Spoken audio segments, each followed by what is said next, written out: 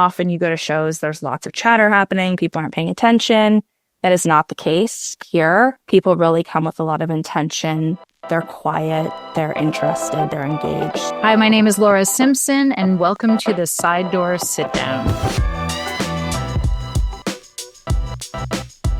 Today, we have the great honor of interviewing one of our wonderful hosts who's been hosting for such a long time, Sara from the Brockton, which is so named their house in Toronto. Welcome, Sara. I'm so glad to have you here. Thanks so much, Laura. So excited to be here. So tell me about your venue. Okay. Our venue is our house. So we host shows in our living room.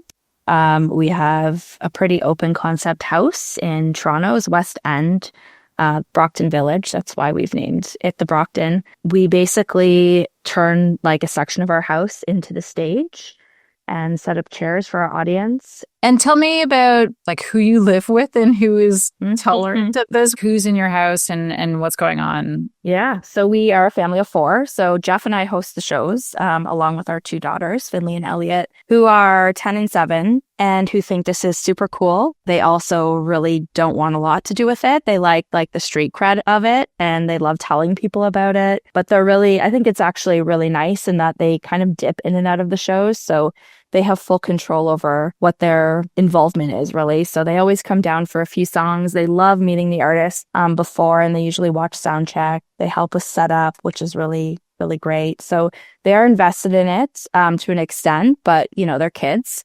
So they also like that while everyone's down here, they can kind of disappear into other rooms of the house for a couple of hours and have some alone time. And are they like my kids? When I started doing this, I found they suddenly could sleep through anything. Totally. So often, like we sort of let them just hang out for the first set. If there's 2 sets, we actually will put them to bed in between and they will totally go to sleep, which is amazing. And I think there's something really magical about putting them to bed and maybe just like the low chatter of people downstairs or music playing as they go to sleep. So I hope it's like a core memory for them.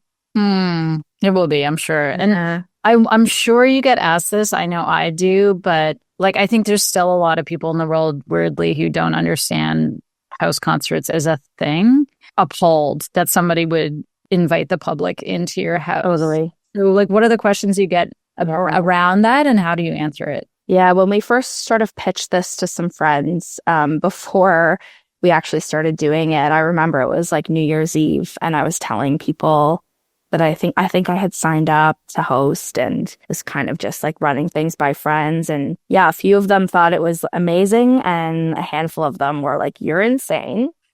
Why would you let strangers into your house? In fact, my daughter, that was like a really funny moment where we were explaining to the kids what we were going to do. And my oldest daughter just looked at me and was like, so you're telling us you're inviting strangers you don't know into our house?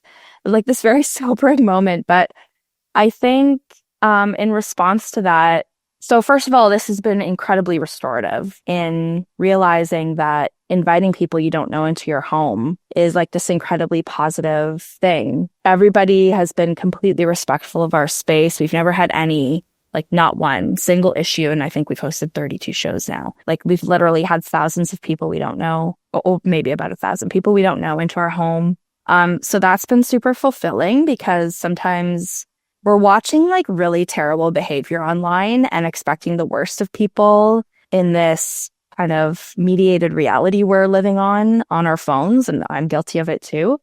So to have the experience in real life to remind us that this is actually what most of the world is like, and reminder that like we put so much faith in strangers every day. Every time you leave your house, you're putting tremendous faith in the world to, you know, get you from A to B or to behave a certain way in public. And I think for the most part, we're proved right every single day, right? That's things are going to go well for us. And it's no different when we've had concerts here. So we definitely have like a specific type of person that comes to shows that they're interested in the music. They want to listen to the music. Being in Toronto, I know we have a reputation for not being the best audiences around. Often you go to shows, there's lots of chatter happening. People aren't paying attention. That is not the case here. People really come with a lot of intention. They're quiet, they're interested, they're engaged. All of those things has helped with the why we do it, because every time we're pleasantly surprised with the outcome. Oh, I am so there with you. What a perfect explanation. And I think it's like the intentionality of it is so key, because if you expect bad behavior, you're probably going to find the bad behavior and expect. And to me, the ticket was always the intention token. It was just like, I am buying this with the intention of seeing this person at this place. And like that expectation setting was really helpful for people when they get on site to understand the kind of experience that we're all trying to have in that space. Exactly. Yeah, it really sets a tone for sure. Tell me a little bit more about who is coming to the shows. Who have you met, and what's that community like? Yeah, that's also been this kind of unexpected outcome of hosting, is building a community. So we have consistent guests that come over and over again. It's a really wide diversity of people, I'd say, like different age ranges, just all kinds of different people, but everyone coming with this idea that they're going to have a nice experience in like a safe place. And a couple of things that really stood out that I've remembered, like one young female guest that comes told me one night, we were just kind of chatting after a show, and she made a point to tell me that she loves coming here because she can come by herself and she knows no one's going to bug her. She can just like enjoy the show. She feels safe here. And it was like, it really struck me that was something that we could offer. Like that wasn't something I was thinking about necessarily when we started doing this.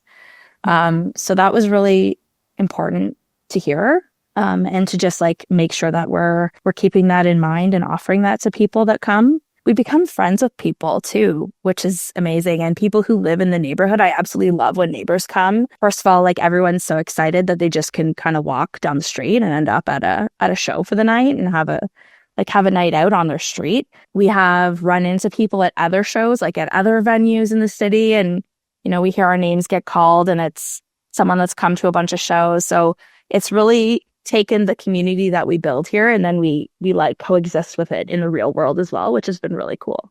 One thing that I always get asked that I wondered if you were encountering was this question of like how you're connected to the music community. Like, how were you already integrated in the music community? Like, what was the thing behind this that you're like, I want to be in this music world in this way? Yeah, I've always gravitated toward it. I've always had friends who are musicians. Geoff plays drums. He always played in bands growing up. Music's always been sort of the art form that I relate to the most, or gravitate toward the most. I think it's like it offers such a unique experience. Yeah, I was never in the music scene myself for sure, but I've always gone to the concerts. Like that's sort of what I do socially. So around the time of the pandemic, we were, you know, of course, like everybody looking for ways to connect.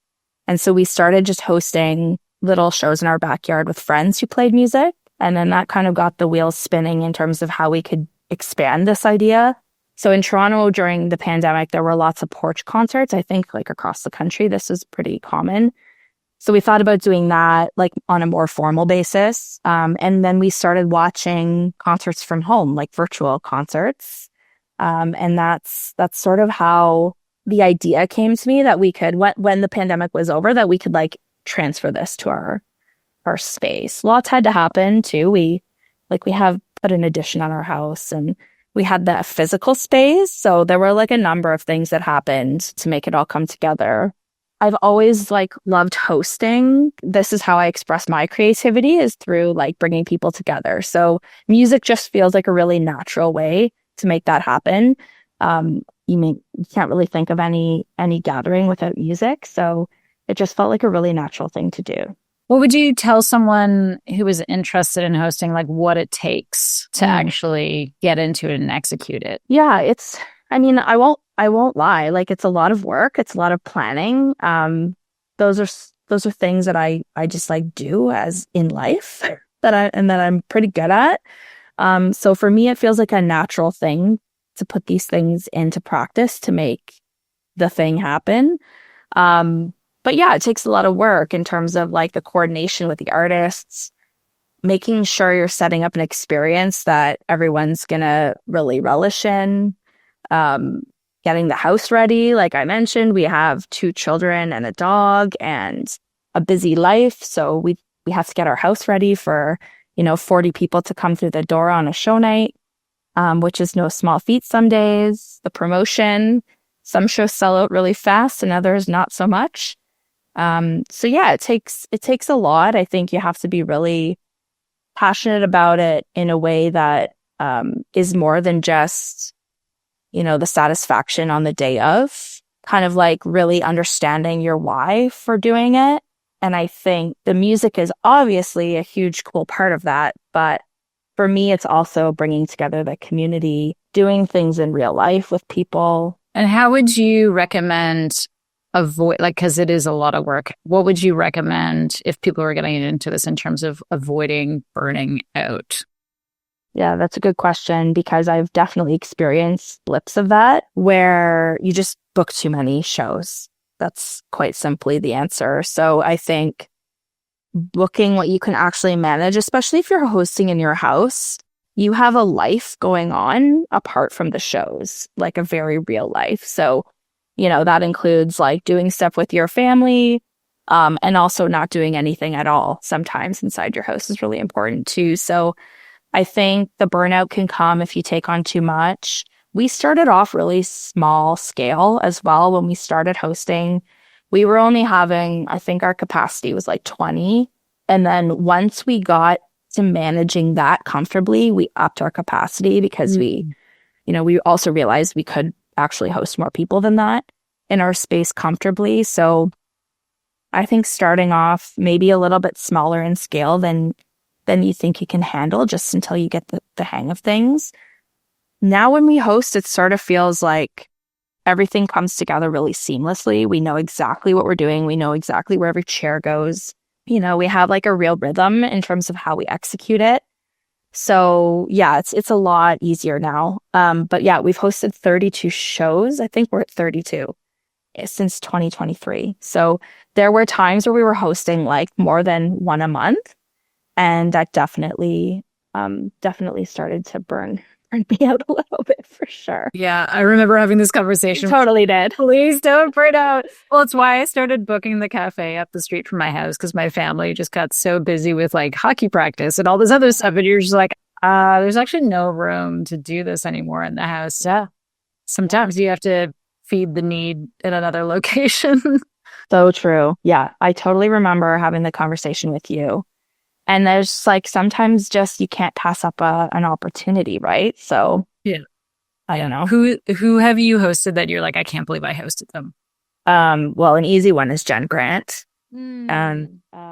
Just because, I think the last time she had played in Toronto before playing our house, she was playing like headlining the Danforth Music Hall. And then her next time she was, in our living room. Yeah, she's a force. And I admire her for many reasons, music being one of them. So it's just really awesome to have her hang out here and hang out after the show. And she put on like, there was a couple that came who are parents in our school community.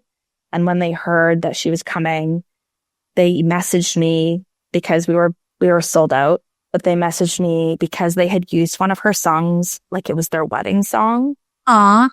Yeah. So they came, we added them and they, added some extra tickets and I let Jen know and she performed the song and like fully serenaded them and they were in tears.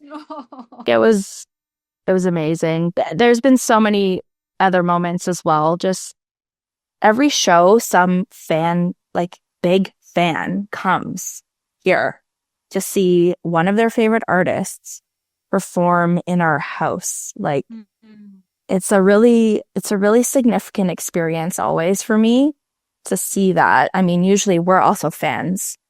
But we have, it's a little different when we're hosting. But yeah, for people to come in and then, not only do they hear the music in this like incredibly intimate space, they hear stories they would never hear in a larger venue, right? Like people get really candid here, which is awesome. And then they get to hang out after and maybe buy like a record from them at our dining room table and get a picture. And yeah, it's really nice. Yeah, I would say that's so true about the how candid people get because they can see everyone. You can see everyone in the audience most of Yeah. the time, and that creates an intimacy. And most of your shows are unamplified, right? Like they're just Yeah, a handful have been. I mean, it's like everybody brings amplification, but they probably don't always need it. yeah, But yeah. um yeah, Dave Bedini came in, just him and his guitar, and his command of this space is like incredible. Jim Bryson has been another favorite who comes. He's come a couple of times, and we always have like, yeah, these incredible shows. I mean, I'm like not naming everybody obviously off the top of my head, but yeah, it's been super special. What going back to the naysayers, if we can Yeah. call them that. Um, the other thing that I always was challenged about was what about liability? What about Yeah. bylaws? What about insurance? Like, how do you navigate that? I think we've done like reasonable due diligence around that factor. In terms of liability, like it was our understanding that it would be no different than maybe having a house party. And you're crowdsourcing the funds that go to the artist, and you're not taking anything anyway. So So, yeah, yeah, that's it. Like I don't know if this is like legal grounds, but we're not charging people to come to our house. It's the artist is performing and like you're contributing to that performance. And that's right. Yeah, we don't sell alcohol here, obviously. It's a tough done, and we've chatted about it. yeah, and it's a risk management thing, I think, and I think it's interesting. Like every single town and community is different, and Yes. largely what we have seen, and we've done what 3,300 shows now, and I think there's a couple who had shut down because of a neighbor complaining. That was always what was the thing. And so I was always recommending like what you do, inviting the neighbors, papering your community, giving lots of expectations, putting your phone number down if there's any concerns, having those conversations up front, and like, basically working on the operation of like, this is a community good and we want to do it with the community in mind. And if we do it with that intention, then likely it's going to be okay. Because ultimately, I think all of the times, like I say, like less than 5 times, it's been a neighbor complaining about something. Yeah, we're really fortunate where we are, to be honest with you. Just first of all, we live in a big city. So events and gatherings, particularly in our neighborhood, we actually live next to a series of art galleries, like literally next to us. And then just a bit further down is a park. So our neighbors have grown quite accustomed to the fact that there are events, there's social events happening. Like the gallery has gallery openings every Thursday or something, and people spill out onto the sidewalk and in front of our house. The neighborhood's been socialized essentially to know that this is something that's pretty normal. Having said that, we don't play music past like 10:30 ever. Right. Yeah, like you mentioned, we always give our neighbors the heads up that we're having a show. It's funny, like we share a wall with our one set of neighbors, and some of them are musicians. And we've mentioned, we had a show the other night, and they're like, "Oh, we didn't even hear it." And we share a wall of them, so. I don't know. We lucked out like beautifully with having neighbors we share a wall with that are so forgiving. But yeah, and then, there's no one really behind us except like it's a condo. So all to say, like we're in a really fortunate spot here. Having said that, being in Toronto also makes it sometimes more challenging to promote and sell out an event because there's a million things always going on in the city. So the timing is sometimes an issue. A couple weeks ago, I thought for sure we'd sell out a show, but it happened to fall on Louis Blanche night, and like a Wavelength music festival happening just steps away on Dundas West. So I know like a lot of our audience was kind of pulled in many directions that night, and that's just kind of how it goes. A good problem to have, I guess, at the end of the day. Yeah, I've been finding the saturation of events has been our greatest. It's wonderful, but it's also the hardest thing for anybody trying to promote a show right now. Is like I just look at the calendar first now before I book anything. Totally. Yeah. No, it's crazy. just a way to wrap up, I wonder if you have sort of like stepped back from this whole experience and thought about like the role it has played in your life and the role that live music in general can play in people's lives. Like have you thought sort of more higher level about that and your takeaways there? Yeah, hugely. Before every show, I started this calendar year, I like made a commitment to do a full proper introduction of every musician that came through. It's like, I have no problem public speaking, but when I'm in front of our audience here in my living room, it's like I'm pushing my boundaries, right? To be able to do it. And I always get a little nervous because I feel like it is such a hugely significant thing that's happening, even though the scale of it is quite small when you think about, 30 to 35 people in a space doesn't seem like a big deal, but it is. And I say, and, I've said it in many different ways. I would say a variation of the same thing to the audience, that in these insane times we're living in, I think we can all agree that these are insane times we're living in. Getting together in real life for even the smallest act of like resistance, if you will, against the insanity feels really important. And so like the community that's been created, or whether it's a bunch of brand new people that have come for the first time and might never come again, I think having these shared experiences in real time, something that's never going to be like the experience they have in those moments is never going to be duplicated. Like you can only experience it if you're here right now. And just like holding this space together with these musicians, I don't think we can overstate the importance of that. And people always come up to us and ask us why we do what we do after the shows. And they always say, back to like our original conversation about having strangers in your house. And I'm like, you're the stranger. You're the person that's come over, and you're like a really lovely person that I'm just having a conversation with now. So I hope that it's like everyone that comes here is feeling that when they leave, that they're reminded that this was important, and they're reminded of the good that can come in meeting people you don't know, or going to some, like putting their faith in coming to a house. Like they have no idea what they're going to walk into. When we started, I think it was our very first show, someone walked in the door and said, "Oh, thank God, I thought I was going to a frat house." And they were like, "Oh, we're just like in just like a nice house with a clean bathroom." Oh my God. I had sort of the opposite reaction. Somebody came and they're like, "Oh, what a cool venue." And I was like, "Yeah, I live here." And they were like, "Oh," they like almost like stepped off, like as if they were impeding, like, and I was like, "No, no, no. I invited you. You bought a ticket. I invited you to my house." Yeah. We've definitely had a couple people be like, "You don't have children, obviously," because they haven't like seen the kids. And I'm like, "No, we just obviously spent all day cleaning our house for you." But yeah, anyway, sorry, getting back to what you asked, I think I think the power of art, it's like transformative, right? The power of art. And so I think having these shows is just like indicative of that.